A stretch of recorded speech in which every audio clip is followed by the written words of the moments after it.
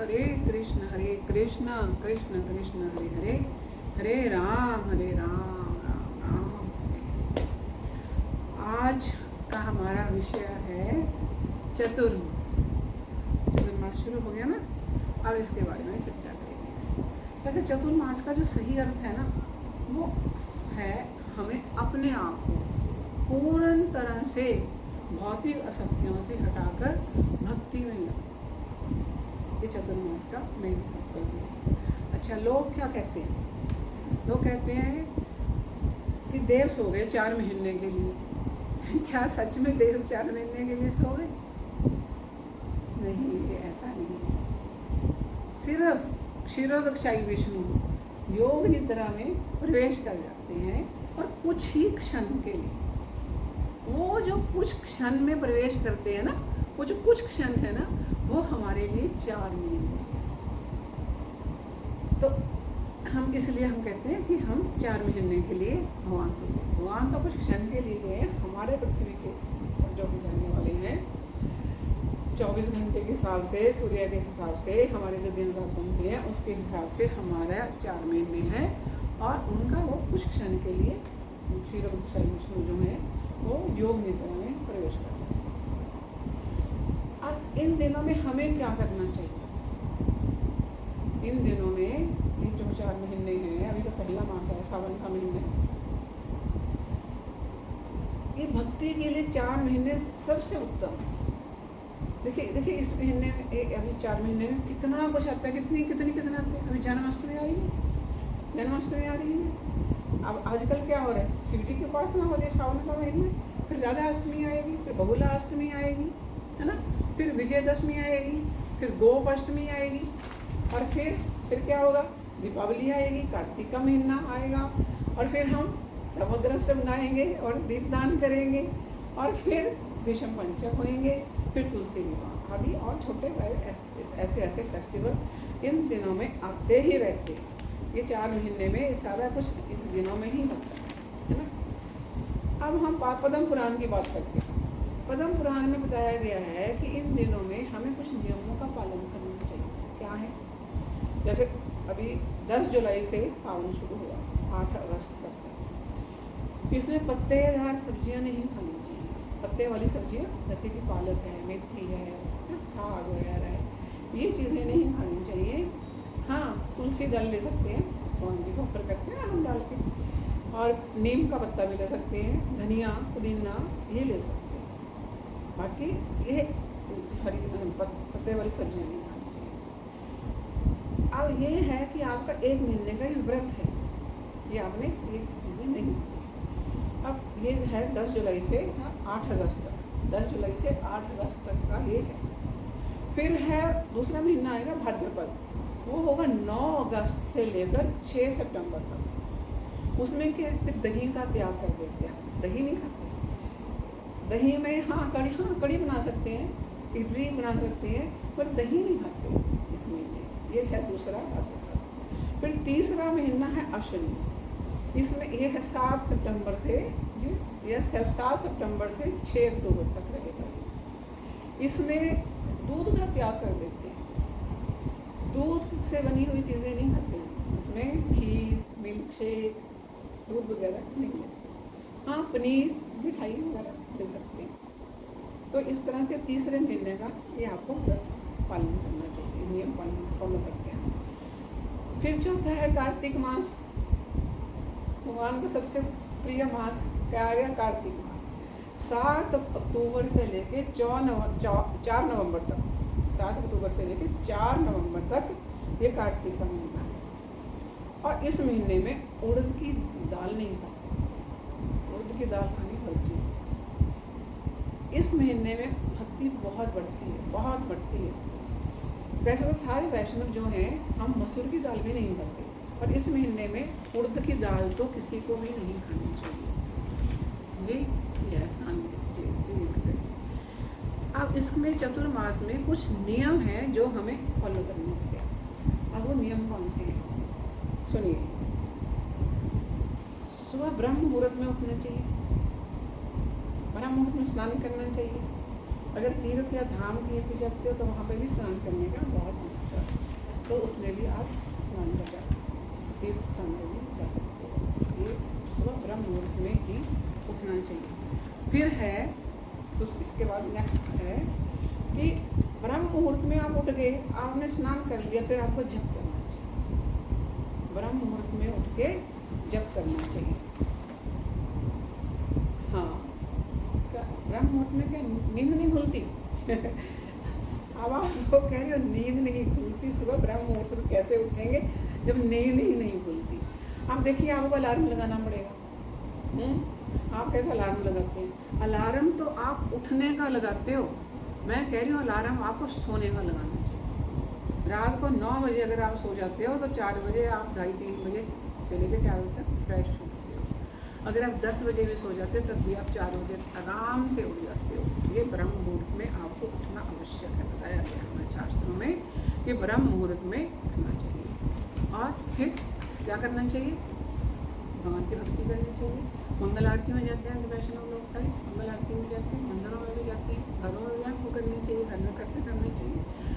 और फिर इनके नियम है कि दान भी करना चाहिए।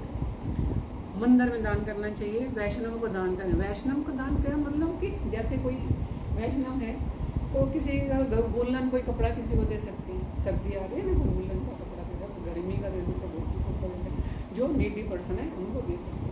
गोदान, किसी ब्राह्मण को गौ भी दान करते हैं, ब्राह्मण दान भी करते हैं। फिर प्रसाद दान, हम देखिए ना हमारे भंडारे लगे रहते हैं मंदिरों में, आज इतने का भंडारा हमारा, आज इसका भंडारा इतने का, आज इसका भंडारा इतने। प्रसाद दान, जो भगवान को हमने भोग लगा दिया, प्रसाद रूप में हम ग्रहण कर दिया, वो हम भंडारे लगा दें, क्योंकि हम भगवान का बचा हुआ ही हम देते हैं। भगवान भोग लगाते हैं, फिर हम प्रसाद रूप में सबको बांट देते हैं। अन्नदान, अन्नदान में ऐसा है कि आपको जैसे आपको कुछ इकट्ठा देना है, मतलब महीने के लिए, 2 महीने के लिए, कोई चावल देने हैं, किसी ने गेहूँ देना है, किसी ने चीनी देनी है, इस तरह से आप कुछ भी अन्नदान दे सकते हैं। फिर ज्ञान दान, ज्ञान क्या है? जैसे अभी हम ज्ञान बांट रहे हैं, आपस में बातचीत कर रहे हैं ना, ज्ञान की बात हो रही है ना। प्रीचिंग, ज्ञान में क्या आता है? प्रीचिंग, हमें प्रीच करना चाहिए। किस तरह से शास्त्रों में यहाँ बताया गया, प्रभुपाद जी ने कैसे कैसे नियम बनवाए हमारे लिए।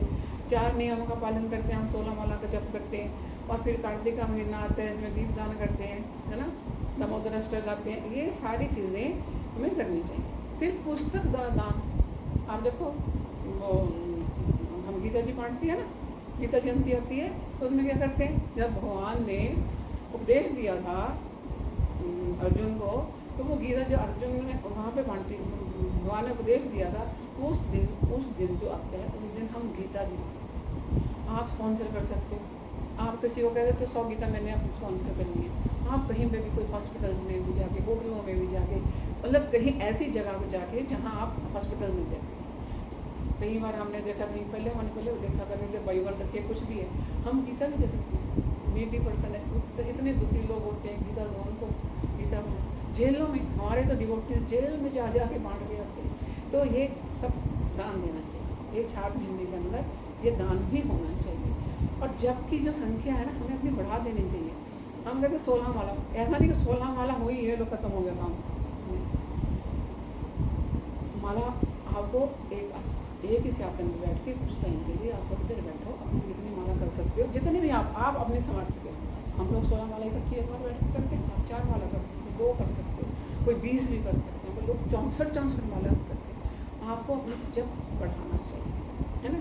फिर यज्ञ करवाना चाहिए, मंदिरों में यज्ञ भी होते हैं, हम घर में भी करवा सकते हैं, मंदिरों में भी करवा सकते हैं।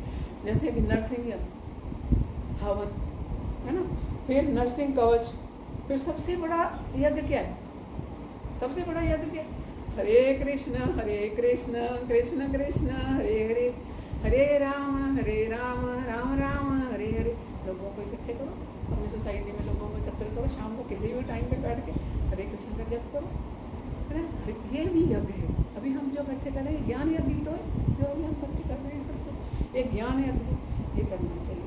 जितने भी कर्म आप इन चतुर्मास में करते हो वो अक्षय हो जाए, उनका कोई क्षय नहीं होगा, नाश नहीं होगा, सब अक्षय हो जाते हैं। इसलिए हमें ध्यानपूर्वक ये करना चाहिए। धाम की यात्रा भी हम लोग करते हैं ना, चतुर्मास में जाते हैं ना, अलग अलग जगहों पे जाते हैं। और झूलन लगता है, हल्का सावन में झूलन लगता है, और कार्तिक में दीपदान लगते हैं। हमने कभी बात की ऐसा है, इन दिनों में एक चतुर्मास में हमें एक जितना हो सके मैक्सिमम ये करना चाहिए। और एक बात और मैं बताती हूँ, हमने नवधा भक्ति की बात की थी। नवधा भक्ति क्या है बताइए? नवधा भक्ति क्या है? श्रवणम कीर्तनम विष्णु स्मरणम पाद सेवनम अर्चनम वंदनम दास्यम सांख्यम आत्म निवेदनम। ये जो हमने 9 विधियाँ बताई थी ना, अपना एक लेक्चर हुआ ना, उसके अंदर आप कोई एक विधि भी ले सकते हो, कोई एक विधि से भी कर सकते हो। श्रवण क्या है? सुनना।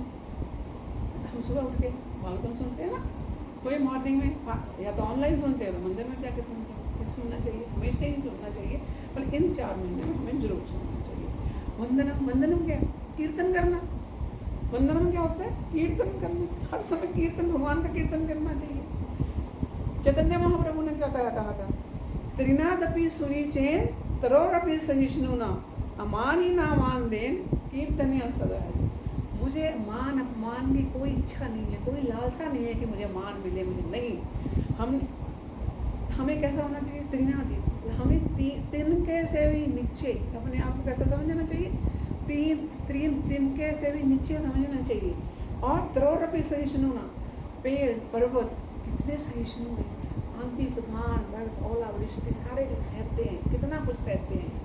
हमें इस तरह से इनसे सीखना चाहिए, ऐसा होना चाहिए हमारा। और फिर अमान ही न मान दें कीर्तनिया सदा। मुझे किसी मान अपमान की कोई चिंता नहीं।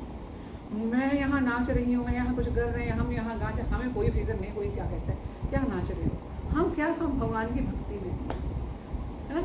ये 4 महीने में हमें ये सारा कुछ करना चाहिए, ठीक है। अभी मैंने बात अभी बताई हुई थी अभी आपको कि अगर एक चैप्टर हर रोज़ पढ़ सकते हैं गीता का, हाँ अपनी वाली गीता, हाँ यस एज इट इज़ यथारूप, उसमें से आप चतुर्श्लोक की गीता भी कर सकते हैं। हमने बात की थी ना 10वें अध्याय का 8, 9, 10, 11 इनके आप परपट समेत पढ़ के आपको इतना आनंद आएगा, इतना मजा आएगा।